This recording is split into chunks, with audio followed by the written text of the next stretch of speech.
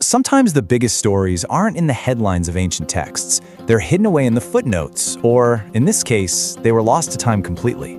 Today, we're going to uncover one of those stories, a narrative that takes one of the most mysterious lines in the entire Bible and explodes it into this epic tale of power, corruption, and, ultimately, doom. So it all starts right here, with this incredibly famous, yet super vague, quote from the book of Genesis. There were giants in the earth in those days, and that's it. That's pretty much all we get. It's just this massive idea dropped into the text with almost zero explanation, and it's left people asking questions for centuries. I mean, who were these giants? Where did they come from? And what on earth did they do that was so important? These are the exact questions that have fueled so much imagination and debate for literally millennia. And, as it turns out, there was a text that had the answers all along. Yeah, for nearly 2,000 years, the full story was just missing. It was like a ghost in the ancient world. But thanks to one of the most incredible archaeological discoveries of the 20th century, we can now finally piece this lost chapter back together. Okay, so let's dive right into what this is. The text is called the Book of Giants. Now, it's not part of the standard Bible, but fragments of it were discovered among the Dead Sea Scrolls. And what it is this ancient work that takes that one little line from Genesis and just blows it wide open. And this right here really gets to the heart of why this text is so important. You see, Genesis gives us the what, the fact that there were giants. But the Book of Giants, it gives us the why and maybe more importantly, the what happened next. It fills in all those juicy, dramatic gaps. All right, let's get into the story itself. What kind of world did these giants actually create? Well, as you might guess from a book called The Book of Giants, it wasn't exactly peaceful. It was a world thrown into absolute chaos.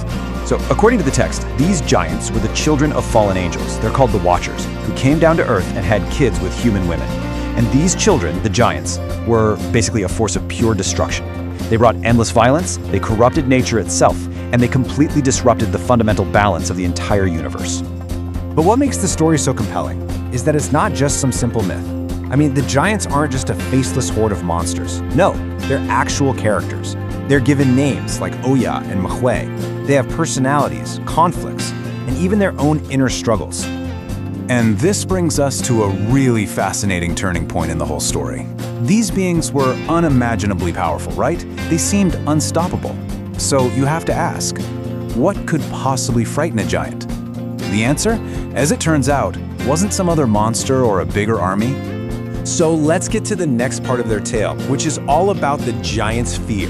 Because their reign of terror, it begins to crumble from the inside out as they become haunted by visions of their own destruction.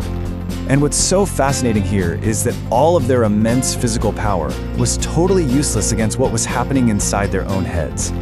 They start having these prophetic dreams, these awful nightmares that foretell a coming judgment. They can feel it in their bones, their time is running out. So in their terror, they do something pretty remarkable. They seek out this righteous man named Enoch, who is famous for his wisdom, and they basically beg him to interpret their dreams. But Enoch's message, it offers zero comfort. He confirms their absolute worst fears. A great punishment is coming, a cleansing that's going to wipe them and their angel fathers completely from the earth. This, of course, leads us to one of the most well-known events in the entire ancient world, the Great Flood. But the Book of Giants gives this catastrophe a whole new layer of meaning. It's not just about punishment, it's about restoring order to the entire cosmos. Now, to really get this, we need to understand this idea of cosmic order. In this ancient worldview, the divine and human worlds had to have a strict boundary between them. So when the Watchers crossed that boundary, they didn't just break a rule, they broke the universe. The flood, then, wasn't just about punishment. It was a desperate act to fix a broken cosmos. And this is where the two texts really take different paths. While Genesis says the flood was a response to just general human wickedness, the Book of Giants gives a much more specific reason. It says the flood was a direct answer to the corruption brought by the fallen Watchers and their giant children. It was a cosmic reset button. So why does this ancient, fragmented story still matter to us today? I mean, what can we really take away from this incredible rediscovery? Well, the legacy is pretty profound. For one, this story adds a really tragic depth to the giants. They aren't just monsters anymore. They're these doomed figures who see their own end coming. It makes us think about these timeless themes of power, justice, and consequence. But most importantly, it gives us this stunning glimpse into the rich imagination of the ancient world, showing how these communities wrestled with and expanded their own most sacred stories. And that really just leaves us with a final, fascinating thought. The Book of Giants was a lost voice, an echo that we only recently recovered. It makes you wonder, doesn't it?